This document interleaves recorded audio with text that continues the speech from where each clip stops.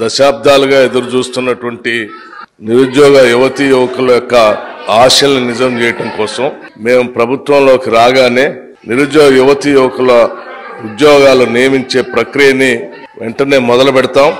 Public service commission ప్రక్షాళన చేస్తాం. తద్వారా నిరుద్యోగ యువతీ యువకులకి ఎప్పుడు పరీక్షలు జరుగుతాయో తేదీలతో సహా ముందుగానే ఆ క్యాలెండర్ను ప్రకటిస్తాం. తద్వారా జరిగేటువంటి పోటీ పరీక్షల్లో ఇబ్బంది లేకుండా, ఓవర్లాప్ కాకుండా, సమస్యలు ఉత్పన్నం కాకుండా ఉండేటట్టుగా చేస్తామని ఆ రోజు మాటిచ్చాం. దానికి అనుగుణంగానే ఈ రోజు కాంగ్రెస్ ప్రభుత్వం రాష్ట్ర ముఖ్యమంత్రి రేవంత్ రెడ్డి గారి నాయకత్వంలో ఈరోజు జాబ్ క్యాలెండర్ ని ప్రకటన ప్రభుత్వ తరఫున చేస్తా ఉన్నాం.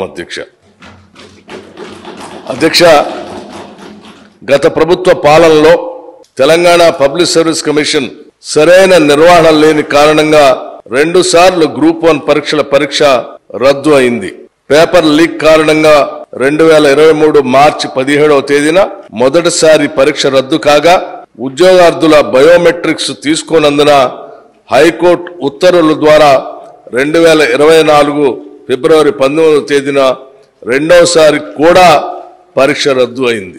ప్రస్తుత ప్రభుత్వం ఇందిరమ్మ రాజ్యం అధికారంలోకి రాగానే ఈ సమస్యలను పరిష్కరించుకోవడానికి గౌరవ ముఖ్యమంత్రి గారి ఆధ్వర్యంలో తక్షణ కార్యాచరణ చేపట్టింది.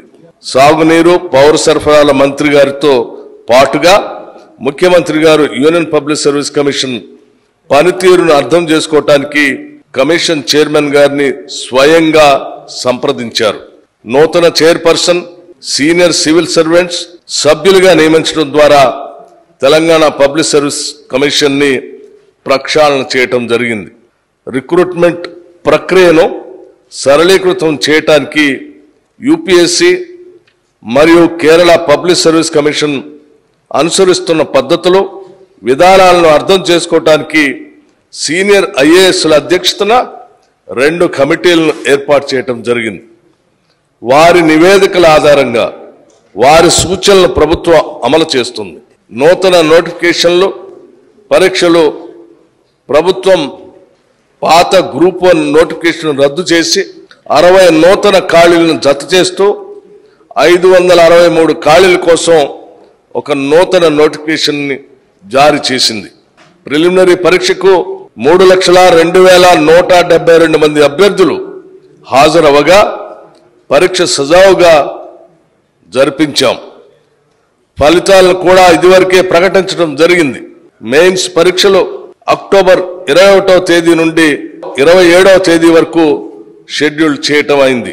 1,45,368 మంది దరఖాస్తుదారులు హాస్టల్ వెల్ఫేర్ ఆఫీసర్స్ పరీక్షకు, 1,06,263 మంది దరఖాస్తుదారులు డివిజనల్ అకౌంట్స్ ఆఫీసర్స్ పరీక్షలకు హాజరవ్వగా పరీక్షలు విజయవంతంగా నిర్వహించడం జరిగింది.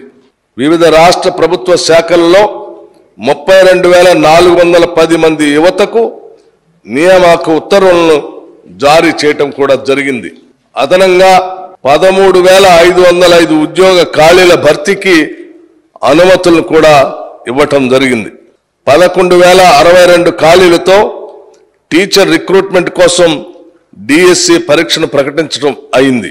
పరీక్షలు 2024 జులై 18వ తేదీన ప్రారంభమై 2024 ఆగస్టు 5వ తేదీన ముగుస్తాయి. 435 సివిల్ అసిస్టెంట్ సర్జన్ ఉద్యోగాల ఖాళీల భర్తీకి, ఎంఎన్జే క్యాన్సర్ ఆసుపత్రిలో 45 అసిస్టెంట్ ప్రొఫెసర్ ఉద్యోగాల ఖాళీల భర్తీకి నూతన నోటిఫికేషన్ జారీ చేయడం కూడా జరిగింది. పరీక్షల మధ్య తగినంత సమయం లేని కారణంగా పరీక్షలను వాయిదా వేయాలనే అభ్యర్థులకు సానుకూలంగా స్పందించి ఇటీవలే గ్రూప్ 2 పరీక్షను ఆగస్టు 7, 8 తేదీల నుండి డిసెంబర్కు వాయిదా వేయడమైంది. యూపీఎస్సీ మాదిరిగా పరీక్షల రద్దు లేదా వాయిదాలు అనేవి లేకుండా అట్టి సమస్యలను నివారించడానికి పరీక్షల మధ్య సరిపడ ప్రిపరేషన్ సమయం ఉండేలాగా టీజీ, పిఎస్సి మరియు ఇతర రిక్రూట్మెంట్ ఏజెన్సీలు ముందుకు పోతా ఉన్నాయి. రాష్ట్ర ప్రభుత్వం ద్వారా వివిధ శాఖలలో నిర్వహించే డైరెక్ట్ రిక్రూట్మెంట్ కొరకు ప్రభుత్వం ఒక వార్షిక క్యాలెండర్ తయారు చేసి తేదీ 1/8/2024 నాడు జరిగిన మంత్రి మండలి సమావేశంలో చర్చించి ఆమోదించడమైనది. ఈ తెలంగాణ జాబ్ క్యాలెండర్ ను గౌరవ సభ్యుల సమాచారం కొరకు తెలియజేయడమైనది. ఈ తెలంగాణ జాబ్ క్యాలెండర్ 2024-25 సంబంధించి గౌరవ సభ్యులందరికీ కూడా సర్క్యులేట్ చేయడం కూడా జరిగిందని ఈ సందర్భంగా మీ అందరికీ తెలియజేస్తా ఉన్నాను అధ్యక్ష.